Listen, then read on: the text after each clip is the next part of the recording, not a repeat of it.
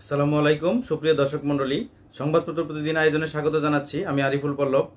বাংলাদেশের বিভিন্ন জাতীয় সংবাদপত্রের প্রধান শিরোনাম নিয়ে এই আয়োজন। শুরুতেই আমরা প্রথম আলোর শিরোনাম দেখব।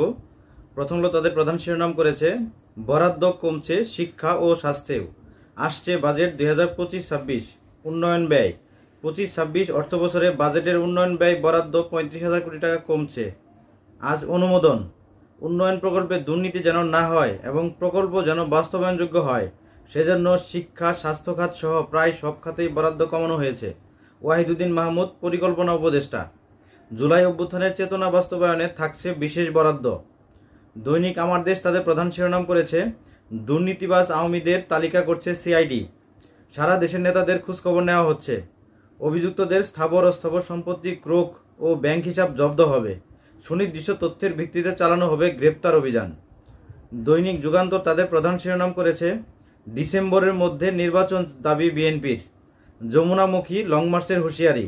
খুলনায় তারুণ্যের সমাবেশে সালাউদ্দিন আহমেদ, এই সরকারের একমাত্র ম্যান্ডেট একটা সাধারণ নির্বাচন করা।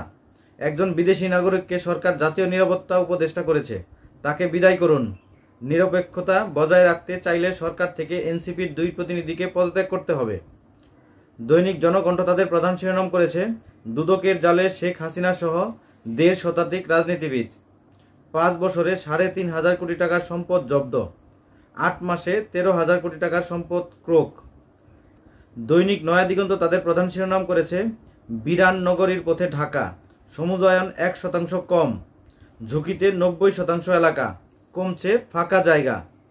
বাংলাদেশ প্রতিদিন তাদের প্রধান শিরোনাম করেছে, দিন দিন বাড়ছে অসন্তোষ, রাজনীতি, অর্থনীতি, আইন শৃঙ্খলা। দৈনিক কালবেলা তাদের প্রধান শিরোনাম করেছে, কেন্দ্রের কারিশমায় জিপিএ 5-এর জোয়ার, শিক্ষা বোর্ড, স্থানীয় প্রশাসন ও শিক্ষকদের যোগসাজশে দেশব্যাপী একটি শক্তিশালী চক্র গড়ে উঠছে।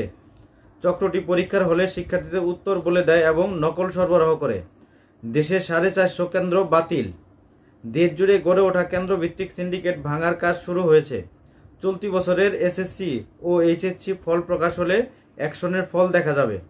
ডক্টর খন্দকার এহসানুল কবির, সমন্বয়ক আন্তঃবোর্ড কর্মকর্তা। দৈনিক সমকাল তাদের প্রধান শিরোনাম করেছে, ঢাকায় রাজুকের এক পরিদর্শকের 36 ফ্ল্যাট, রাষ্ট্রের সর্বোচ্চ পর্যায়ের কর্মকর্তাও বৈধ আয়ে এত সম্পত্তির মালিক হওয়া সম্ভব নয়।